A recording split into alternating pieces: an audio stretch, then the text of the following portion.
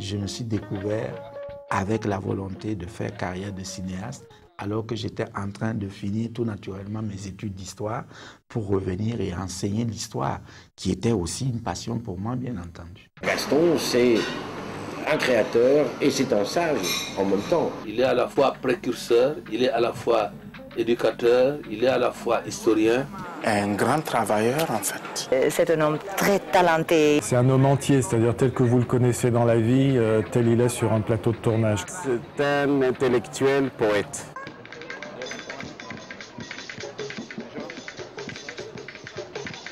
Il joue son rôle de cinéaste, son rôle de communicateur, parce qu'il met à la disposition du public les moyens de réflexion pour leur dire attention, ce n'est pas parce qu'on se développe, qu'en se développant et en s'élargissant vers l'extérieur que nous allons devenir modernes. Il ne porte pas un jugement, il met juste à la disposition des gens les moyens et les clés d'analyse d'une situation donnée. Voilà, et au fond, nos films ne sont que des miroirs à des moments donnés d'une réalité qui, elle, se déroule sans fin.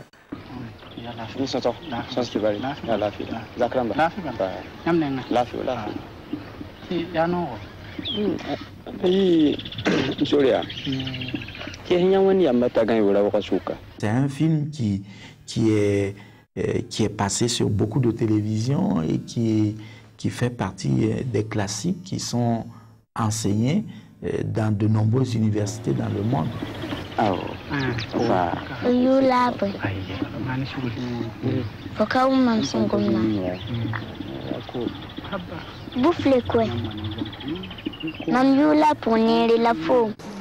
Je ne pense pas qu'on puisse parler simplement de cinéma pédagogique à propos de l'œuvre de Gaston. Parce que, notamment dans Rabbi, parce que ce serait trop réduire la dimension finale. Les films de Gaston sont d'abord des œuvres d'art. Mais, toujours, ces films doivent être, la lecture de ces films doit être ramenée à la relation, au récit ou au conte traditionnel. C'est un peu comme ça que je vois mon rôle de cinéaste, c'est d'être un conteur d'histoires. Des histoires qui finissent par avoir une signification particulière pour les vivants d'aujourd'hui. Et c'est pour cela que j'aime que mes films ressemblent aux contes traditionnels de l'Afrique. Le conteur devient à la fois philosophe, enseignant, éducateur.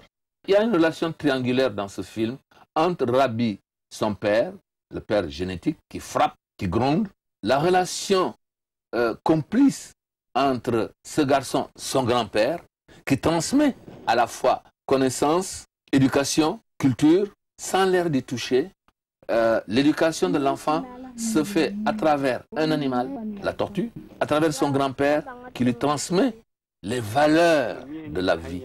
Ces valeurs qui sont la tolérance, l'acceptation de soi, l'abnégation et l'acceptation de la responsabilité de l'échec.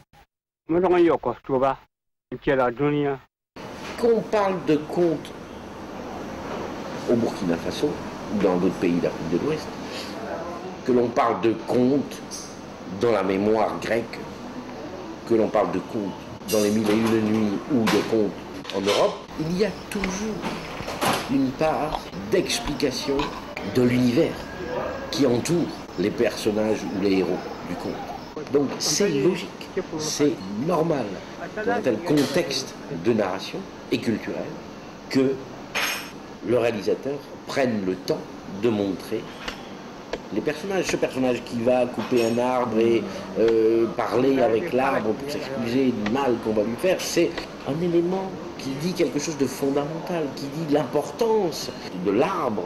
Et c'est ça la force. La poésie dans l'œuvre de Gaston est énorme. Le problème, c'est que je n'ai pas fait autant de films que ça. J'ai fait 4 longs métrages et déjà on veut tirer des enseignements absolument, disons, universels sur ma cinématographie. Quand on regarde ces 3 œuvres dont nous parlons aujourd'hui, Wenkuni, Zamboko, Rabi, ce sont des films homogènes. Il y a une occupation très claire de l'espace, du temps et des hommes. C'est-à-dire ces 3 notions-là ne sont pas dissociées. Elles sont impliquées les unes dans les autres. Ce qui est vraiment le plus significatif et le plus marquant dans l'œuvre de Gaston Caboret, c'est sa relation au temps. Gaston exprime très clairement dans ses différents films comment, pour lui, il est fondamental de privilégier le temps sociologique, le temps social africain par rapport au temps filmique habituel. Dans ces films, on ne va pas voir présenter un montage cut, comme on dit, basé sur le rythme de la vie sociale d'aujourd'hui. On va voir un temps qui traduit la réalité des relations entre les individus. C'est ce qu'il appelle le temps social, le temps sociologique. Ah.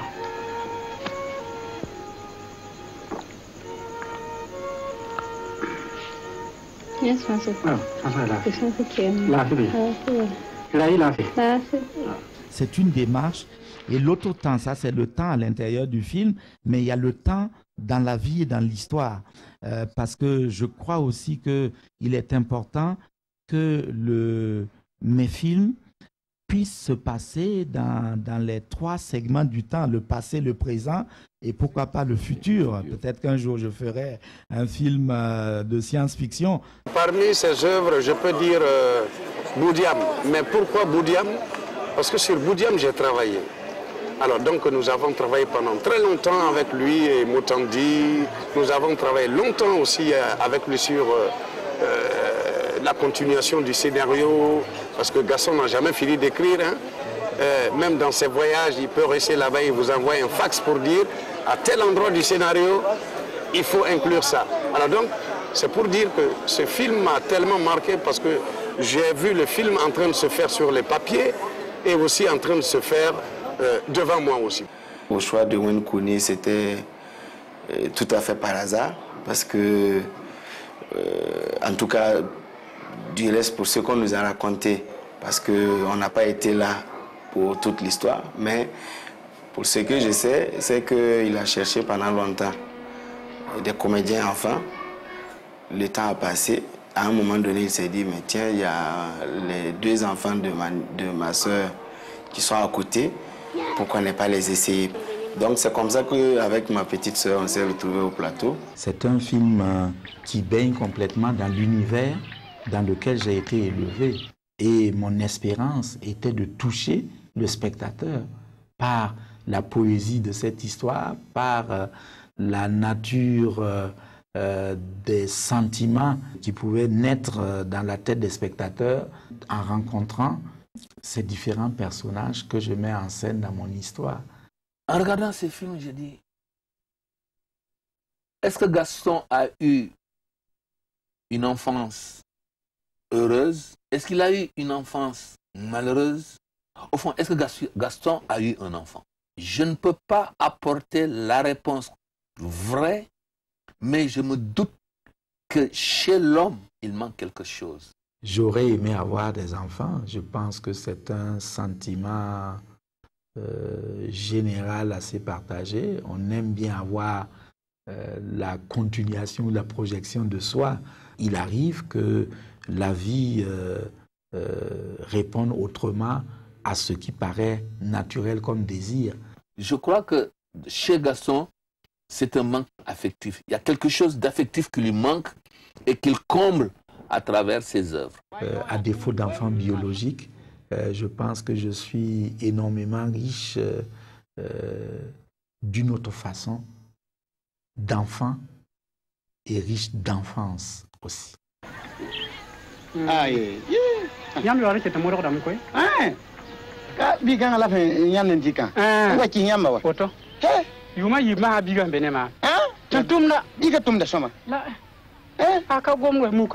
Je ne crois pas que je me sois particulièrement cantonné au thème de l'enfance. Moi, je vois d'ailleurs dans mes films des choses plus récurrentes que l'enfance, qui sont l'identité, la quête du pourquoi on est sur Terre, la fidélité à soi, c'est-à-dire la vie nous aide à nous révéler tels que nous sommes. Nous nous découvrons, nous nous façonnons toujours à la recherche de nous-mêmes quelque part. C'est un autre thème récurrent, c'est la mémoire et l'appartenance à une communauté. Gaston est un auteur, il ne faut pas l'oublier. Et en tant qu'auteur, il réfléchit non seulement au film qu'il fait, mais au rôle que doit jouer ce film dans la société. Et c'est ça qui est important. Dans presque tous les films de Gaston Cabouret, on découvre la problématique de l'initiation, la problématique de la relation de l'être humain. Un petit enfant, un enfant un peu plus grand, confronté aux problèmes universels. La vie, c'est une initiation. Que fait Gaston? Il transcrit, non pas un conte donné, mais un type de récit comparable au conte traditionnel, donc récit d'initiation, dans ses films au long de son œuvre. Ouais, donc l'enfance rentre à l'intérieur de ces thèmes encore plus larges que la question des enfants dans la société. Mais moi, je fais les films et la liberté des autres, spectateurs comme critiques, c'est de les lire et de les ressentir. Donc, je respecte aussi l'opinion d'autrui sur mes propres films.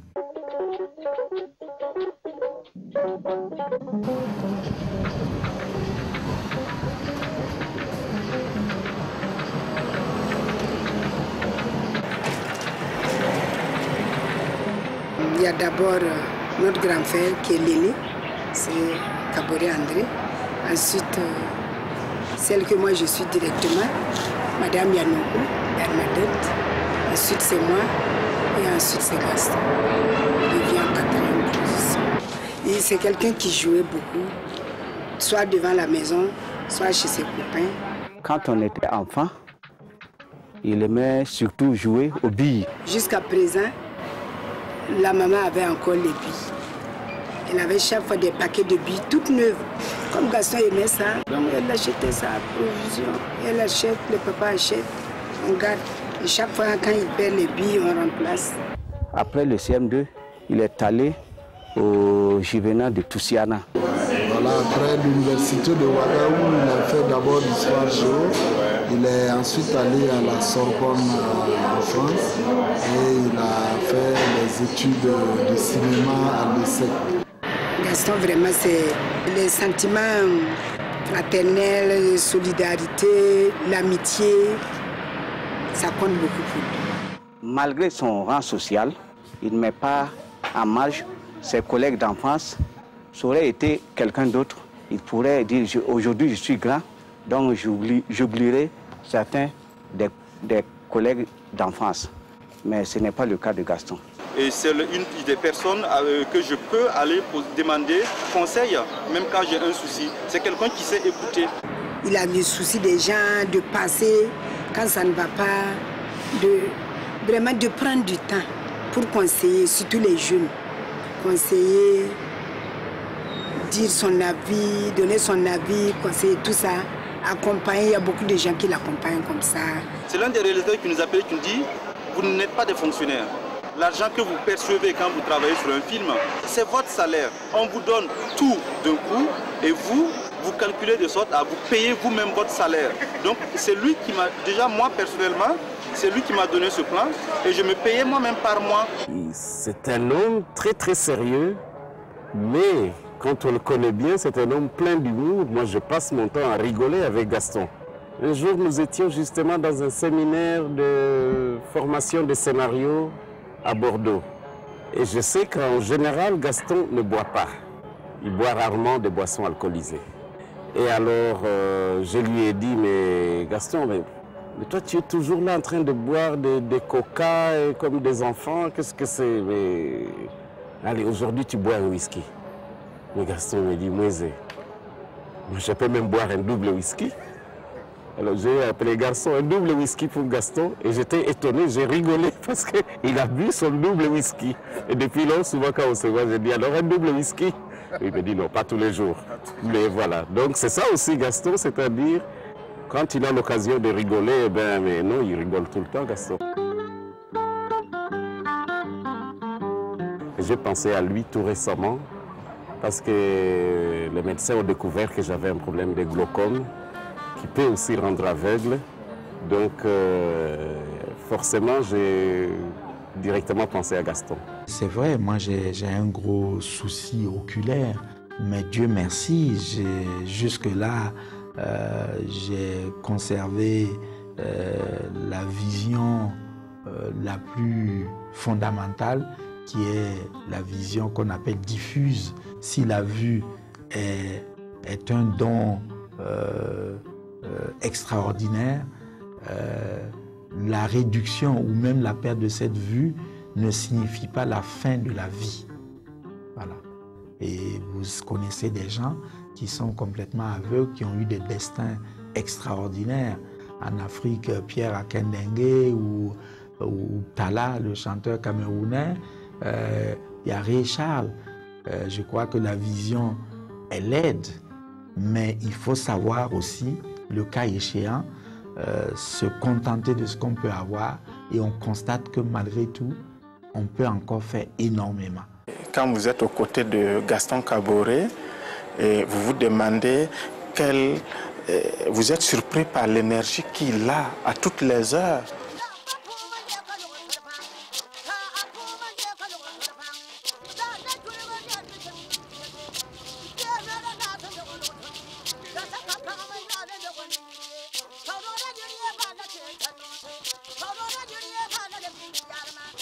Je trouve qu'il ne fait pas assez de films. Ça, si j'ai un reproche à lui faire, c'est qu'il devrait travailler plus, faire plus de films.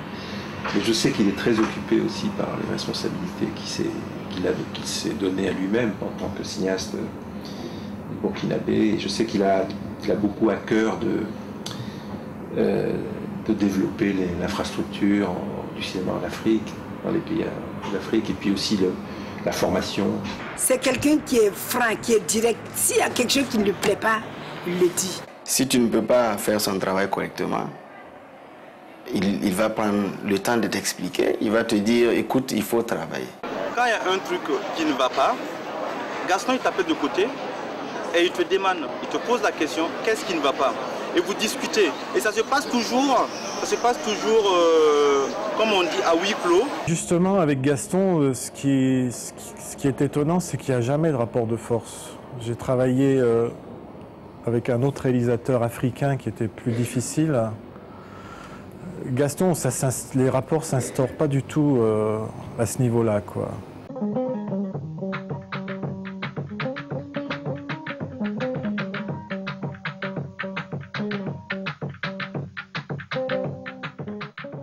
Gaston a été celui qui a dirigé la FEPACI pendant quand même un peu longtemps, qui a beaucoup amené le cinéma africain, en tout cas à l'étranger aussi, à faire connaître notre cinéma africain. Ils ont été les précurseurs aussi quand même de cette imposition de ce cinéma dans le monde. C'est très facile d'accuser les gens que Gaston a détourné l'argent. Mais ce qu'on oublie, c'est que ce monsieur Kaboré a fait des films, a gagné de l'argent. est enseignant, il a gagné de l'argent, il l'a investi.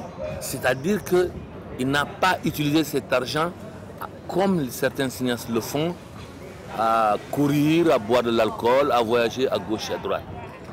C'est-à-dire, ce qu'on a reproché à Gaston, c'est d'être sérieux. Ça me fait rire un peu parce que vous savez, pendant le temps que j'ai passé à la FEPACI, tout l'argent qui est entré dans les caisses de la FEPACI pour faire le travail qu'on avait à faire est moins important que les budgets de chacun des films que j'ai faits. Alors il faudrait savoir, est-ce que c'était mes films et les budgets des films qui pouvaient être une source d'enrichissement pour moi, ou ce sont les budgets très modestes qui étaient donnés après des bagarres très longues auprès des institutions pour conduire la politique de la FEPACI. Avec Gaston Kaboré comme secrétaire général de la FEPACI, il a été dit sur tous les continents que le cinéma africain existe, que les cinéastes africains sont solidaires les uns des autres et que le simple moyen de le voir, c'était de rencontrer Gaston Kaboré. Mais dans l'échiquier cinématographique africain, Gaston, il a eu tout ce qu'il fallait, il a eu des prix, il avait reçu un César, il a reçu le talon de Enega, mais donc il fait partie des vieux actifs. Voilà, c'est ça sa place, donc ça devient un sage à qui on peut demander des conseils. Et je crois que c'est dans ce sens-là qu'il a créé le centre Imagine. Imagine, pour lui, peut-être il faut que j'en parle, tel qu'il me l'avait dit à moi. C'est parce qu'il s'est rendu compte qu'il est obligé de courir à travers le monde, en fait, qu'il s'est dit, mais et si je crée une structure qui va me permettre de me sédentariser plus, où les gens viendraient vers moi. C'est son rêve. Il a acheté maintenant un terrain. J'ai dit alors, c'est important de supporter. Parce que l'idée il porte déjà pendant des années de fondation et de training des étudiants. Je pense que c'est si une bonne idée. Il a besoin de supporters. J'ai aussi fondé une association des amis d'Imagine, très personnellement. Et on a célébré ça et j'ai invité 60 des amis. Et il a montré Boudiam et il a parlé bien. Et on a célébré le cinéma africain et on était très enthousiastes de supporter. Cette école qu'il a créée, ce n'est pas simplement pour que les futurs cinéastes puissent apprendre un métier, mais que les futurs cinéastes puissent échanger des expériences avec d'autres. Et dans ce d'autres, c'est-à-dire avec les Occidentaux. Il ne faut pas que nous pensions simplement qu'eux, ils peuvent venir nous apporter la connaissance. Nous avons aussi à leur dire et à leur apporter quelque chose.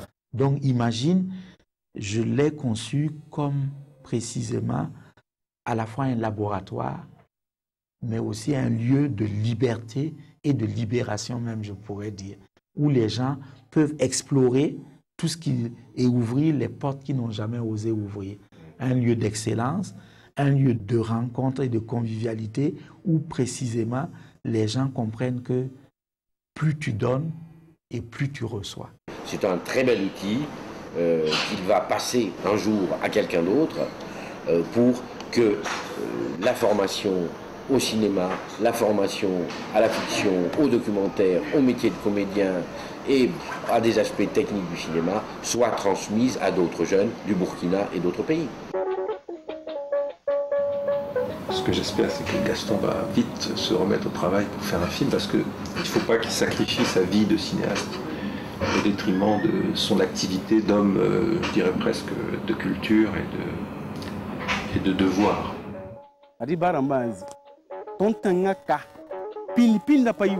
J'ai changé, j'ai mûri, j'ai grandi, j'ai vieilli. J'ai déjà eu plein de dons, le don de la vie, le don de la survie, l'éducation, le don de faire un métier que j'adore, le don d'avoir eu des responsabilités à assumer et d'avoir fait de mon mieux, le don d'avoir rencontré des gens, des amis des personnes qui ont été fondatrices de mes propres convictions. Voilà, donc tous les jours, on reçoit des choses. Et tous les jours, dans ma vie, il y a eu des gens connus, inconnus, qui ont été déterminants pour moi, qui m'ont apporté simplement l'amitié ou même un sourire, une phrase d'encouragement. Tout cela, quand vous êtes réceptif, ce sont des carburants importants pour construire et développer votre vie.